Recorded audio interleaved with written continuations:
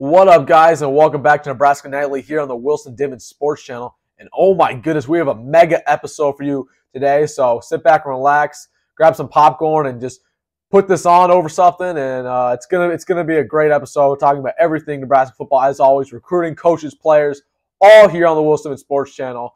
I want to start off talking about the newest commit, our first 2024 recruit committed to us, and that goes to Roger Gradney out of Texas. 4-star recruit.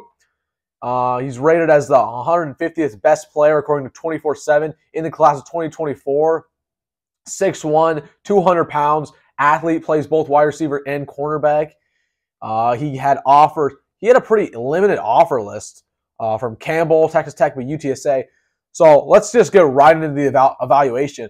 I mean, this is a guy who was really slept on as a recruit. Obviously, again, not too many offers. And he's a 4-star rated. You watch his film for 2 seconds and you see how good he is as a prospect. Really, what you see when you watch him is the fact that he is one of the most elusive players in the class of 2024. When Rule got here, that was kind of his main thing, was he's trying to get speed at those skill positions, trying to get speed at cornerback, speed at wide receiver, and this guy absolutely fills that need. Just a really good commit there. And he got an offer on Sunday night and then committed the day after. It was just that quick. He knew he wanted to be here, knew he wanted to play for Nebraska in the Big Ten. So, again, there's not too many. That used to happen a lot in the older days. You'd have guys who would basically commit once they get the offer. Doesn't really happen too much anymore, but this is a guy who again, he took his opportunity right away, right when it was handed to him. And you got to respect that. But again, one of the more underrated players in the class of 2024. That's the word he used to be flown around there, just underrated, underevaluated. A lot of schools kind of looked over him. But there's a reason why he is rated a 4-star on about every single recruiting website. But he did have an interview with Rivals. He just was basically, saying how much he liked the staff, and that was the reason why he committed. He also ran a 10.88 100-meter dash, which is ridiculous speed. If you're interested, or if you know about track, that is a ridiculous speed. That translates to about a 4.3 40 time, and that as a high school junior is ridiculous. So that really good commit there. And it was a shock. I was just checking Twitter one day, and boom, there it was. We didn't really see it coming. I think he got a crystal ball earlier that day, but made it happen. Again, he's going to play cornerback for us. So he was recruited by Evan Cooper, so that's good to have. I didn't know whether he was going to play corner or not. On his film, again, he plays both positions. I was hoping it was going to be cornerback just because of the fact that, one, he's taller, and I think we need some more height at cornerback, and two, we're already stacked at wide receiver position. We had 6 new commits in the wide receiver position in the class of 2023. So I was like, I kind of don't want to get as many in the new class. And kind of when we do get wide receiver commits, have them be the top caliber guys, which we're recruiting 5-stars at the position, which we'll get into later in the episode. So yeah, that was our first commit, man. Roger Gradney out of Altair, Texas. So yeah, I just want to really talk about him real quick, and we'll break him down a little bit more. I wrote here in my notes that he was the Swiss Army knife of his high school team. Man, he could do everything for them. So yeah, but there's a lot of other recruiting storylines that I really want to get into. Again, I haven't made a Nebraska Nightly episode in a little bit, so we haven't talked about recruiting in a while. I was kind of allowing a lot of this stuff to materialize and add up to the point where it is now, where I definitely need to come on here and talk about it. But I really want to talk about Carter Nelson really quick. So Carter Nelson is a tight end, in-state tight end out of Ainsworth, 6'4", 200 pounds. You might know the name. Again, he's a top 200 recruit according to 24/7, and he has been blowing up recently. I mean, and I'm talking absolutely blown up. This guy comes out of Ainsworth, Nebraska. I might have said Texas in previous. No, Ainsworth, Nebraska. In-state kid. And I think he plays 8-man football. I could be wrong. I think he plays 8-man football. But as of recently, in the last couple of days, he got an offer from Alabama, Georgia, Notre Dame, Oklahoma, Ole Miss, Texas. I mean, he is just racking up offers in the last couple of days. And then you know when Alabama offers somebody, every other school it starts offering those people because they start seeing, oh, Alabama offered him. What are we missing that they're that they saw? So he's absolutely been just getting a bunch of offers left and right, which is it's crazy to me. That's unbelievable. I mean, you look at his tape; he is versatile, absolutely versatile. Really good speed for a tight end, a good blocker. But just the fact that this is a small town Nebraska kid who is going to get a significant bump in the rankings because of all these offers, and he's going to when was the last time Nick Saban offered a guy from Nebraska? Period. I mean, maybe a couple years back, but now when was the last time that Nick Saban or any other top 5 coach in college football offered a guy from Nebraska who wasn't in the Omaha Metro or Lincoln? You can't find. Just really crazy to see. Again, you look at his tape. I've talked about him a little bit before. Again, a really versatile player. He's a guy who I think Nebraska needs to lock down, and I said that previously. One of the higher players that I regarded in the 2024 class, but it's just, he went from being a really solid 4-star to all this blow up, this attention, to him being a high 4-star, top 100 player, which I think he'll probably get when they bump up the rankings. But my goodness, I just thought that was outstanding. It's really interesting, the fact that Nick Saban's coming calling for this guy, and so is Kirby Smart. So that's wild. So I really want to talk about him, but I really want to get into the biggest recruiting weekend Nebraska football has had in years. Like, I'm talking 4 or 5 years. This is the biggest recruiting weekend we've had. Not this weekend. No, be confused. It's not this weekend. It is March 25th, and we will talk about it more and more as it comes up. It's in a month, but March 25th. Mark the calendar, and we're still going to get more to guys. But as of right now, we have 8. I think we have 10 guys total, but we have 8 top 300 recruits coming. 8 of them, right? And I'll just run down the list. We have Dylan Raiola, the number 1 player in the entire country. We've talked about him extensively. We have Williams Nwaneri, who is a 5-star D lineman that Rule's been after he got hired. Ian Flint, who's a 4-star tight end, who I think we need to lock down. We have Isaiah Mosey, who's a 2025 5-star receiver. We have Gatlin Blair, 4-star receiver. Grant Bricks, 4-star defensive lineman. We have Mario Buford, 4-star defensive back, who is the brother of Marquez Buford. We have Nigel Smith, 4-star defensive lineman. And then we have Isaac McMorris, 3-star in-state receiver for Bell West. Oh my goodness.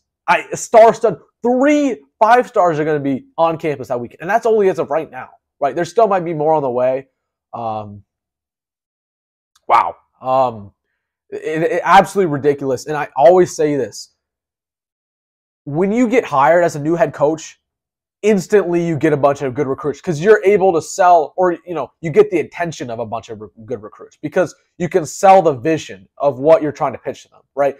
Scott Frost, the reason why Scott Frost was so bad recruiting at the end of his tenure was because he had absolutely nothing to pitch to recruits. Like, you can't tell recruits that you're building something when you've been there 4 years and you haven't built a single thing. Rule hasn't done anything. Rule hasn't coached a game, so you can sell every single vision you have. So all these 5-stars are coming because they believe it. And you got to sell it on them, man. And you got to reel them in and get them onto the boat is what I say. Because Frost did this too. Frost, 2018, he got a lot of good recruits on campus. He can never see them though. Can never really get them, all of them. We need to get him. Williams Nwaneri, man, or Nwaneri. I think it's Nwaneri. 5-star defensive lineman. That's a guy you gotta mark down. Let me pull up really quick his measurables and his offer list. But again, he's a 5-star, top 10 player in the class of.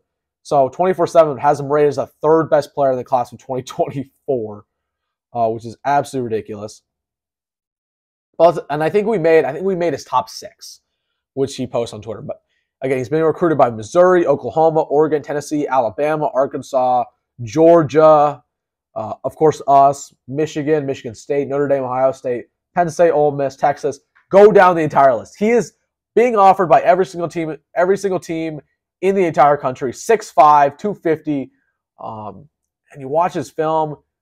I mean, he's an absolutely athletic freak. It shows you exactly why he's rated as high as he is. And he's a guy who's been interested in Nebraska since Rule offered him. So that's a guy where you got to land. Just ridiculous. And that, again, we're going to talk about March 25th as it gets closer. There's probably going to be more guys coming on visits. So again, that's something that we have to watch. That we have to watch that.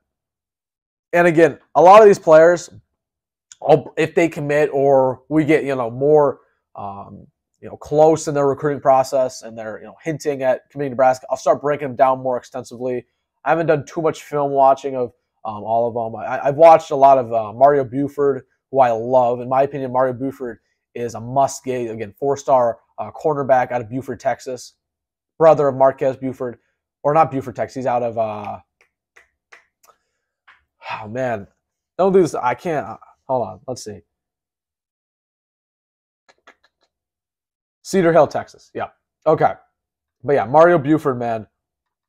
That is a guy we need to absolutely get.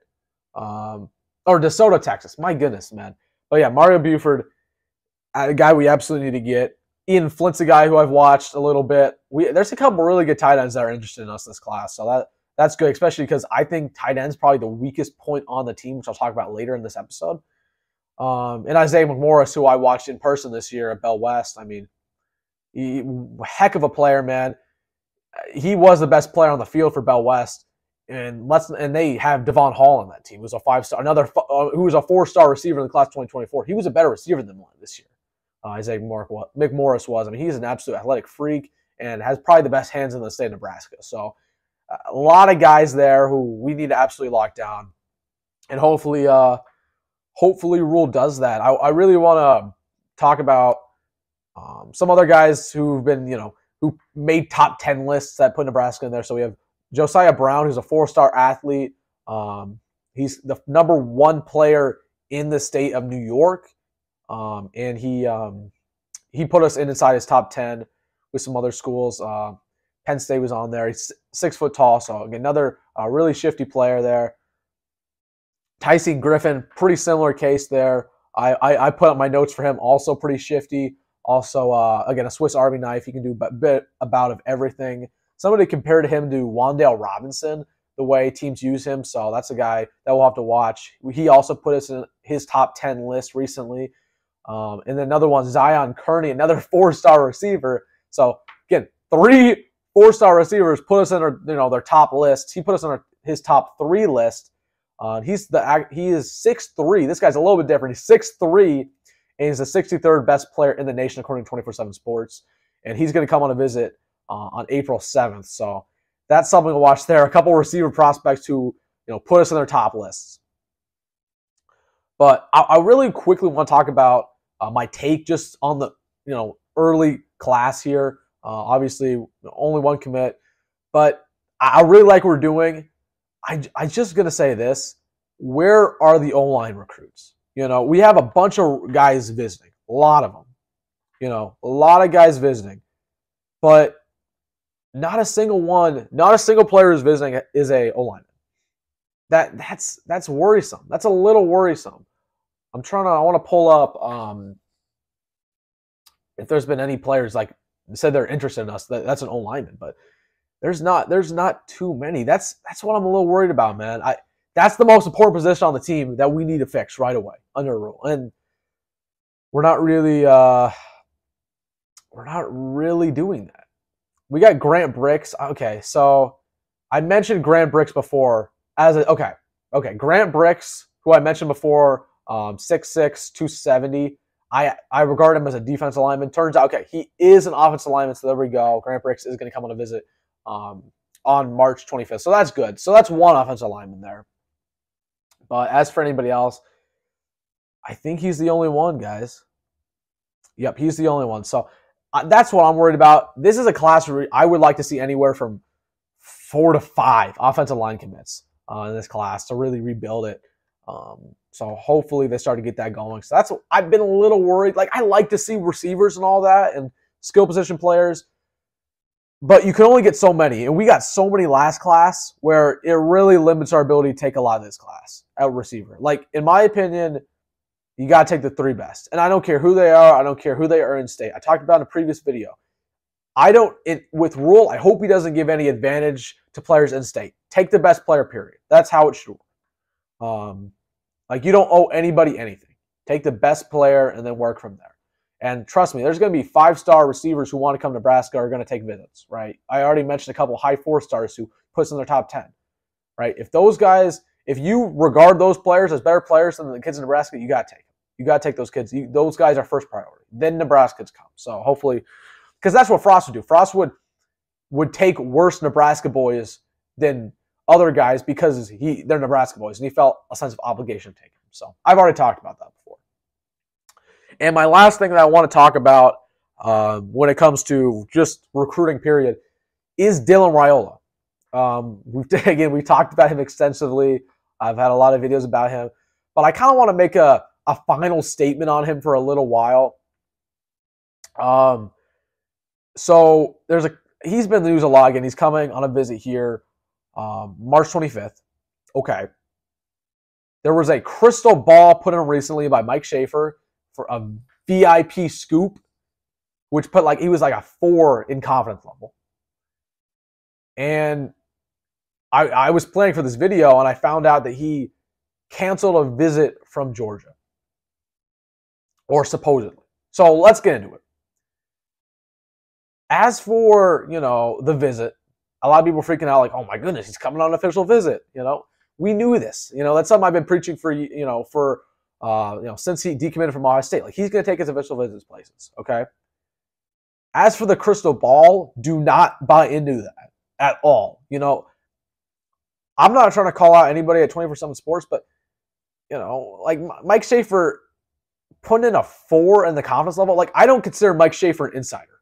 Like, he's not an insider. Like, this isn't a guy who's actively getting a bunch of recruiting tips.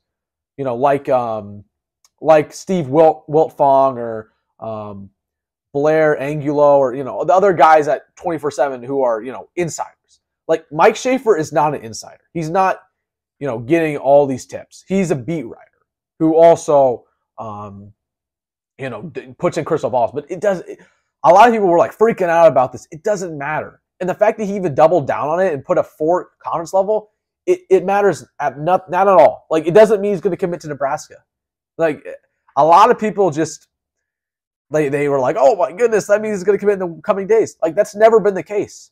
In Dylan Raiola's head right now, he does not feel, like he's committed to Nebraska in any way, right? I've been saying it for months. He's going to take his official visits, right? That's going to be Nebraska. That's going to be USC. That's going to be maybe Ohio State. He might go back. That might even be Georgia. Okay, we'll talk about the Georgia thing.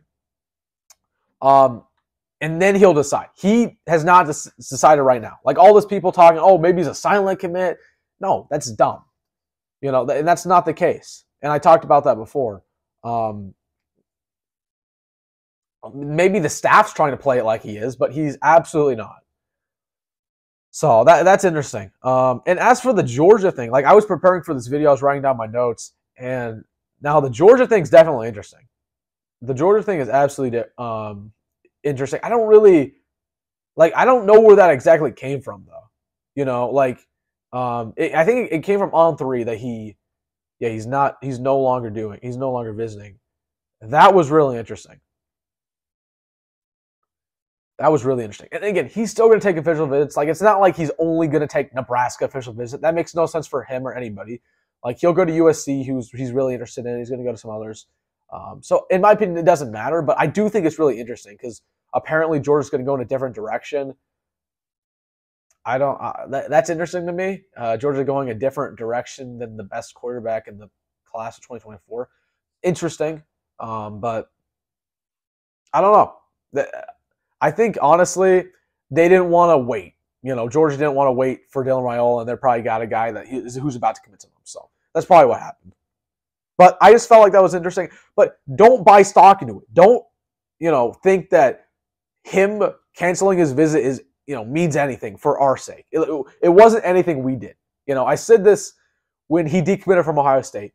He didn't decommit from Ohio State because of us. He decommitted from Ohio State because of Ohio State and what his relationship with them. That's the same thing here. He didn't cancel his visit to Georgia because we persuaded him to, or we had any influence over it. He canceled his visit because of his relationship with Georgia, whether he canceled it or Georgia canceled it on him. Either way, right? So, again, I think it's just a lot of people love to overreact about Dylan Raiola. Like, they love to overreact. And I get it. Like, this is the biggest recruit in the last 20 years Nebraska's won after. So I understand. But we got to be critical. We got to be objective here. And you can't, believe everything you hear and believe that everything that's going on results in Nebraska getting him. Like, come on, guys. So, yeah. So that's basically everything going on in the recruiting world for Nebraska. It's been a wild month, even though, again, right now it's kind of a dead period. I always say this, like February. February is pretty much a massive dead period because, you're right in between the two classes. Like 2023 class is over with. All the signing days are gone. And you can't do officials yet. So February is really a dead period, but a lot of these guys are making their top lists. They're setting their official visits. So that's why it was pretty, big news, pretty big recruiting section that I just talked about. So yeah, that was everything Nebraska recruiting, but let's get into a lot of other news. We got some more things here. So let's get into Casey Thompson. Casey Thompson, I don't know if you saw it, and we've known this for about like a month or two now. I've talked about this a little bit in my past videos. But Casey Thompson officially announced just through a graphic on the social media pages that he is coming back next year, officially. My take on it, and the battle between him and Sims. Is there a real battle? Is Casey insured quarterback one? I think, again, absolutely this helps the team. This is absolutely good news. Absolutely good news. It pushes a competition battle. Like, there will be a quarterback battle. Some people are saying, Casey wouldn't come back if he wasn't an insured quarterback.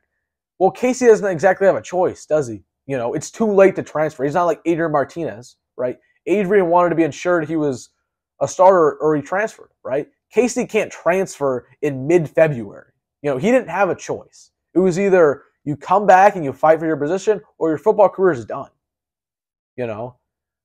So there will be a quarterback battle. And honestly, I think Casey will win it because although I think Jeff Sims better fits Matt Rule and Satterfield's offense, I think Casey's by far the more talented, more disciplined quarterback. So if I were to make a prediction, again, Casey will be our quarterback going into the first game of the season against Minnesota. Despite what, Sean Callahan or some of those other insiders may say, like they I think Callahan said like a couple days after Sims committed that Sims was going to start next year. But you're discounting the fact that Sims wasn't a great quarterback. He wasn't amazing at Georgia Tech.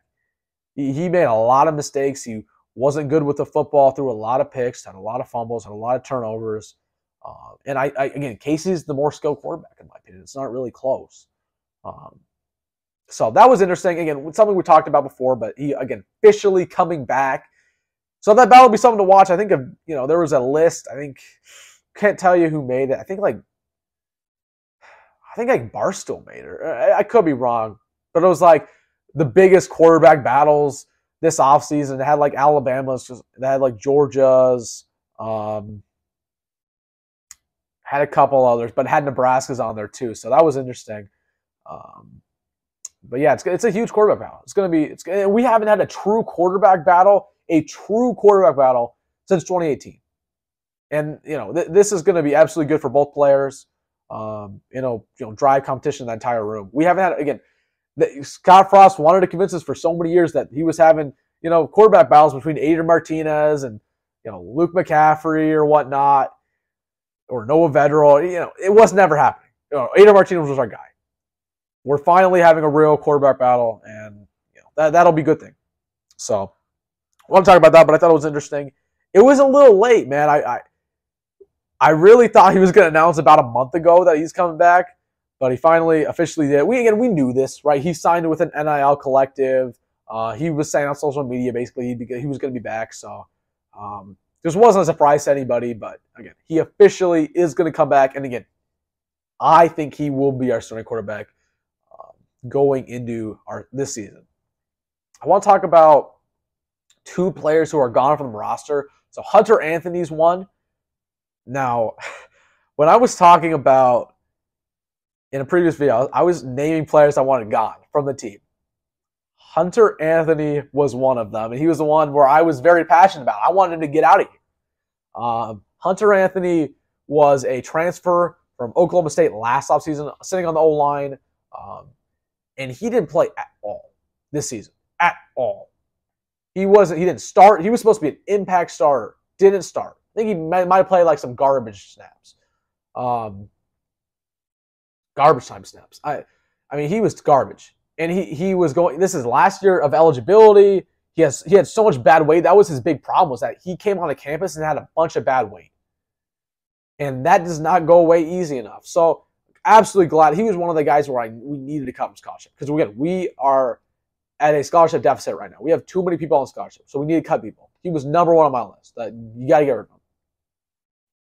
Now, as for another player, Alante Brown is going to be gone. And I don't know if this is forever. I don't know. They just reported that he is not with the team right now. Similar to Xavier Betts, but not really. I think this is okay news. A lot of people are overreacting, but let's not forget, Alante Brown wasn't an amazing receiver for us. He never broke out. He never was, a more than barely a starter. And he was a guy who I talked about before. I said, hey, if this guy doesn't have a good spring ball, you got to move on, because there's so many people behind him that are trying to get a shot, and Alante Brown's had his shot time and time again. I don't know what's going on. Maybe he had personal issues. Again, he hasn't entered the portal. It was just a weird headline, and that he's gone. He's not with the team. So we'll see what happens with that situation. But I think this is good news. I think a lot of people don't understand, how stacked the receiver room is. He wasn't probably going to start this year, unless he had a really good spring ball, which I don't think he would. So Alante Brown, one of the more, I don't want to say bust, but disappointing players in Nebraska football history the last couple of years. He was a good recruit, man. He's a 4-star recruit out of prep school. Didn't do a single thing for us, really. He started last year, but he was supposed to be an impact starter the second he stepped on campus, and really didn't do anything. So, yeah. And another thing, not really last thing, but Malachi Coleman, he posted a video on Twitter where he was running a 4.28 40 time. Interesting. We know he has top end speed. I just really wanted to mention that if you haven't seen it, so that was pretty cool. But yeah, man, athletic freak. So watch out for him. My take on Malachi, though, I've been kind of outspoken about this. I don't think he's going to play. Probably he's not going to play next year, and he's not going to play this year. He's not going to play next year. Take that to the bank, because he still has a lot of problems just when it comes to the intangibles of the game and being consistent as a player. His stats in high school weren't great, so if you can't put up great stats in high school, he wasn't even the receiving leader on his own team. There was a random guy in Lincoln East who was receiving leader. If you can't even be the receiving leader on your team in high school, you're not going to play as a true freshman. So, but again, he's not a polished player at all, but the raw talent's the reason why he's such a interesting prospect. So, something to watch there. And recently, again, one last thing I want to mention is that you're going to see a lot of coaches. There's a coach pressers going on right now. We had one with Dylan Raiola the other day, Corey Campbell, one other. I can't think of who it was. But I just wanted to have my take on those. In my opinion, I wouldn't buy into anything those guys say right now. It's February, because a lot of those people, the beat writers are saying, oh, why do you like Nebraska? What do you think's good about your room? All these questions. And they're hyping everybody else, everything up and saying all these things. I don't care. That's not why I listen to coaching press conferences. It's lying season. I always say this. Around this time of year, it's lying season. When you get to coaching press conferences, it's lying season. When they're talking about how practice went or how the group's looking, it's lying season, all right? Believe half of what you see, none of what you hear, even if it's spat by me, your man, Wilson D, right? That's what I say. I took that from somebody, but yeah, I mean, it's lying season. So, again, believe half what you see, none of what you hear. I don't really buy too much stock into those coaching press conferences. So, I know a lot of people do. Like, a lot of people, read basically every quote that they had. It doesn't matter to me. I think it's really irrelevant. And once we get to fall ball, it gets a little more relevant. But even then, it's lying season, man. And we've put up with it for the last couple of years. Scott Frost was an absolute master of lying to us on the press conference. But yeah, there we go, man. There it was, Nebraska Nightly, about 30 minutes. So again, packed episode, a lot of recruiting talk. And yeah, man. So I think just for the future, this started off as a weekly program. I think we might do this about semi-weekly. So every 2 weeks, I think we're going to do. Just because there's not too much news going about. So we'll do it about every 2 weeks from now on. So, but again, thank you guys for all the support. Again, a lot of my videos, man, they're doing really well. So if you like the content, please hit the like, subscribe, comment. Would help me out so much, man. I'm trying to get to 200 subs, so that'd be awesome. I just really like coming out here talking about Nebraska football with all you guys. And if you watch to the end, thank you so much. Absolutely love that. So some people just tell me, man, how they really like my shows and they listen all the way through. And I have so much love and respect for you guys who do that. It gives me a lot of confidence. So again, thank you guys all for watching Nebraska Nightly, and I will be back with another video soon talking about everything going on in Nebraska football, especially recruiting. We're gonna have some more news coming soon, and maybe a couple commits. So again, check out the Wilson Dittman Sports channel for that, and I'll see you.